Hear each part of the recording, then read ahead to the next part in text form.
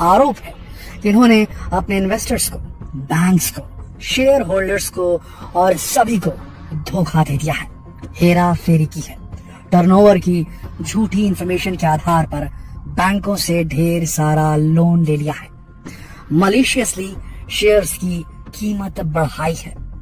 Adani group की net worth में बहुत बड़ा झोल है दोस्तों, ये तो कुछ भी नहीं है।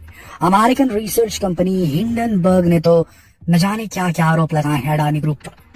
हिंडनबर्ग ने 24 जनवरी को अपनी एक रिपोर्ट जारी की और दावा किया कि 2 साल की मेहनत के बाद ये रिपोर्ट तैयार की गई है, जिसमें सबूतों के साथ बहुत से सीरियस एलिगेशंस लगाए गए हैं गौतम अडानी पर।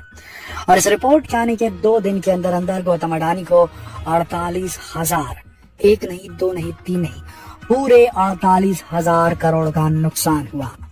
और अब लेटेस्ट न्यूज ये आ रही है, ये रिपोर्ट आने के बाद अडानी ग्रुप को 4,17,000 करोड़ से भी ज्यादा का नुकसान हुआ है 14 जनवरी से अभी तक। तो अब गौतम अडानी दुनिया के सबसे अमीर लोगों की सूची में कौन से पायदान पर है, ये सवाल है। और क्या घपला किया है गौतम अडानी ने? हिंडनबर्ग ने क्या क्या आरोप लगाए हैं अडानी ग्रुप पर? इस रिपोर्ट पर गौतम अडानी की क्या प्रतिक्रिया है? चलिए आपको एक एक करके बताते हैं कि क्या क्या इल्जाम लगाए गए हैं अडानी ग्रुप पर और क्या है इनके धोखे की पूरी कहानी। और उससे पहले अगर आपने अब तक हमारे चैनल को सब्सक्राइब नहीं किया है तो अभी सब्सक्राइब कीजिए और बेल आइकन को प्रेस कीजिए। दोस्तों, सबसे पहले हम आपको बता दें कि आरोप हमने नहीं लगाए हैं, ये आरोप लगाए हैं अमेरिकन रिसर्च फर्म हिंडनबर्ग ने कि अडानी एंटरप्राइजेस ने शेमलेसली स्टॉक मैनिपुलेशन और अकाउंटिंग फ्रॉड्स किए हैं।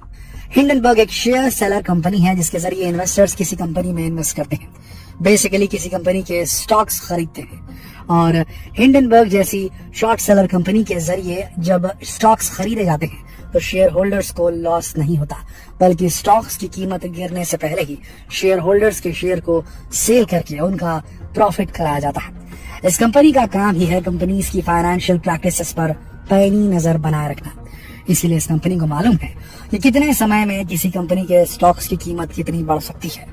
अडानी एंटरप्राइजेस के एक स्टॉक की कीमत पैंडेमिक से पहले 120 रुपए थी, लेकिन अब ये कीमत 3,600 रुपए से भी ज्यादा हो गई है। 2 साल के अंदर अंदर अडानी ग्रुप के स्टॉक्स की कीमत तेजी से बढ़ गई। जब हिंडनबर्ग को लगा कि इस एंटरप्राइज के स्टॉक की कीमत और मार्केट कैप इतनी तेजी से अनबिलीवेबली बढ़ रही है तो शुरू हो गई उनकी रिसर्च। और हिंडनबर्ग का कहना है कि पिछले 2 साल से अडानी एंटरप्राइजेस की हर गतिविधि पर नजर रखने के बाद हमने ये रिपोर्ट तैयार की है। इस रिपोर्ट में अडानी ग्रुप के अंतर्गत चलने वाली 7 बड़ी कंपनियों का अलग अलग रिकॉर्ड है, कब किसके कितने स्टॉक प्राइस बढ़े, मार्केट कैप बढ़ी। इस रिपोर्ट में जो खुलासे किए गए हैं उनकी वजह से सेंसेक्स और निफ्टी पॉइंट्स तेजी से गिर गए हैं। अडानी ग्रुप के जितने भी लिस्टेड स्टॉक्स हैं उनमें कुल 20% की गिरावट आ चुकी है, जो बुधवार तक 7% थी और अभी भी जारी है गिरावट। साथ ही अडानी ग्रुप के एफपीओ में 20,000 करोड़ का नुकसान उसे उठाना पड़ा है।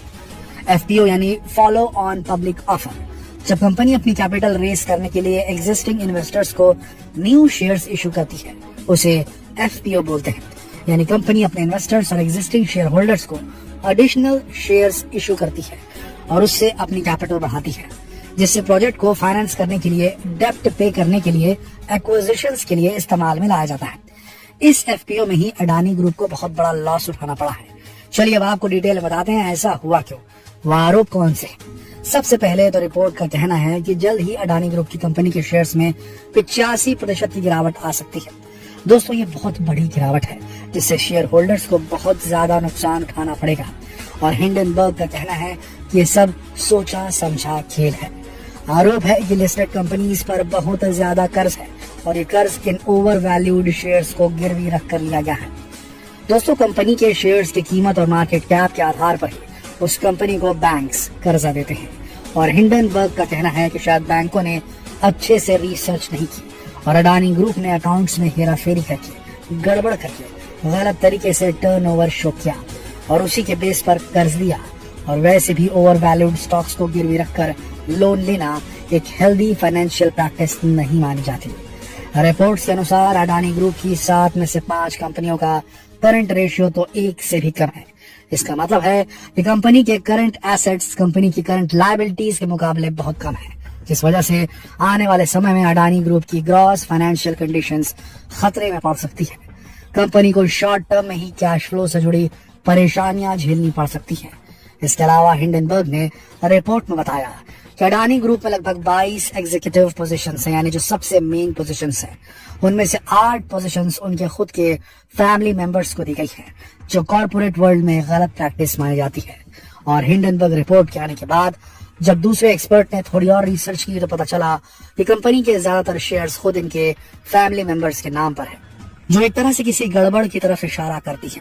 हिंडनबर्ग ने प्रूफ के साथ ये भी आरोप लगाया है कि ग्रुप के मैनेजमेंट के बहुत सारे मेंबर्स पर पास्ट में फ्रॉड के एलिगेशंस लगे हुए हैं, फिर भी उन्हें मेंबर बनाया गया है। एक आरोप ये भी लगाया गया है कि बहुत ज्यादा पब्लिक शेयर्स ऐसे हैं जो शेल कंपनीज द्वारा कंट्रोल किए जा रहे हैं, और इन शेल कंपनीज के लिंक्स अडानी ग्रुप से हैं। इन शेल कंपनीज ने ज्यादातर इन्वेस्टमेंट अडानी ग्रुप की फर्म में ही किया हुआ है।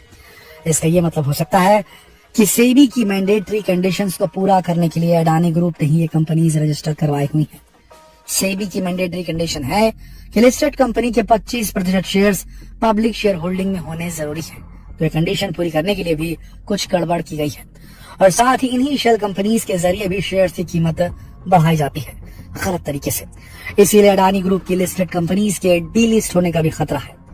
हिंडन ग्रुप ने यह भी रिवील किया कि अडानी ग्रीन एनर्जी द्वारा हायर की गई एक पुरानी फर्म की भी सेबी के साथ पास्ट प्रॉब्लम रह चुकी है। इस रिपोर्ट के लिए अडानी ग्रुप के पूर्व वरिष्ठ अधिकारियों के इंटरव्यू लिए गए और हजारों डॉक्यूमेंट्स की जांच की गई, ऐसा हिंडनबर्ग ने दावा किया है। हिंडनबर्ग ने रिपोर्ट में कुल 88 क्वेश्चंस की लिस्ट भी जारी की है और अडानी को इनवाइट किया है कि वो इन सवालों के जवाब दे, जिसमें एक सवाल ये भी है कि गौतम अडानी के छोटे भाई राजेश अडानी को अडानी ग्रुप का एमडी क्यों बनाया गया है। उनके ऊपर तो पहले से ही कस्टम टैक्स चोरी, फ्रॉड इंपोर्ट डॉक्यूमेंटेशन और अवैध कोयले के इंपोर्ट करने के गंभीर आरोप लगे हुए हैं, और इस हिसाब से वो एक कॉर्पोरेट क्रिमिनल है। और गौतम अडानी के बहनोई समीरो वोरा भी अडानी ऑस्ट्रेलिया डिवीजन के एग्जीक्यूटिव डायरेक्टर हैं, जबकि उनका नाम भी डायमंड ट्रेडिंग स्कैम में आया हुआ है। दोस्तों, अडानी ने इस रिपोर्ट में लगे हुए सभी एलिगेशंस को सिरे से नकार दिया है और कहा है कि ये रिपोर्ट एक बेसलेस और डिसक्रेडिटेड एलिगेशंस का कॉम्बिनेशन है, जिन्हें पहले ही इंडियन हाई कोर्ट ने टेस्ट किया है और रिजेक्ट कर दिया है। यहाँ गौतम अडानी पास्ट एलिगेशंस की बात कर रहे थे और अडानी ग्रुप की तरफ से ये रिस्पांस भी आया है कि रिपोर्ट हमारा एफपीओ रिलीज होने से जस्ट पहले रिलीज की गई। 27 जनवरी को एफपीओ था और 25 जनवरी को उसके लिए बोली लगने वाली थी। ये रिपोर्ट कंपनी की एफपीओ में लॉस करवाने के लिए एक सोची समझी साजिश है, और एफपीओ में हमें जो लॉस हुआ है और अभी तक इन्वेस्टर्स और कंपनी को जो लॉस हुआ है उसके लिए लीगल एक्शन लिया जाएगा। उधर से हिंडनबर्ग ने ट्वीट किया है कि हम लीगल एक्शंस का स्वागत करते हैं और ये भी कहा है कि अडानी ट्रांसपेरेंसी का दावा करते हैं तो क्यों ना हमारे 88 सवालों का सीधा साधा जवाब दे दें। दोस्तों, रिपोर्ट के बाद हुए लॉस की वजह से गौतम अडानी दुनिया के सबसे अमीर लोगों की लिस्ट में तीसरे पायदान से सीधा 7वें पायदान पर फिसल गए हैं। कांग्रेस ने अडानी ग्रुप पर लीगल एक्शन लेने की मांग की है, क्योंकि इससे देश में स्टॉक मार्केट गड़बड़ा सकती है। इंडियन इन्वेस्टर्स के साथ धोखा हुआ, ऐसा कहना है कांग्रेस पार्टी का। कांग्रेस पार्टी का कहना है कि आरबीआई और सेबी को ये रिपोर्ट कंसिडर करते हुए सीरियस इन्वेस्टिगेशन करनी चाहिए।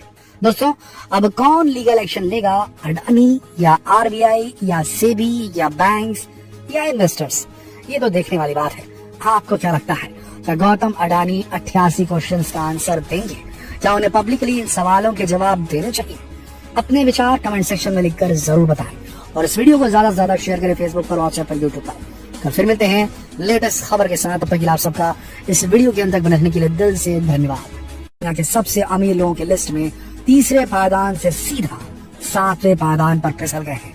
कांग्रेस ने अडानी ग्रुप पर लीगल एक्शन लेने की मांग की है, क्योंकि इससे देश में स्टॉक मार्केट गड़बड़ा सकती है। इंडियन इन्वेस्टर्स के साथ धोखा हुआ, ऐसा कहना है कांग्रेस पार्टी का। कांग्रेस पार्टी का कहना है कि आरबीआई और सेबी को ये रिपोर्ट कंसिडर करते हुए सीरियस इन्वेस्टिगेशन करनी चाहिए। दोस्तों, अब कौन लीगल एक्शन लेगा, अडानी या आरबीआई या सेबी या बैंक्स या इन्वेस्टर्स, ये तो देखने वाली बात है। आपको क्या लगता है, क्या गौतम अडानी 88 क्वेश्चंस का आंसर देंगे? क्या उन्हें पब्लिकली इन सवालों के जवाब देने चाहिए? अपने विचार कमेंट सेक्शन में लिखकर जरूर बताएं और इस वीडियो को ज्यादा से ज्यादा शेयर करें फेसबुक पर, व्हाट्सएप पर।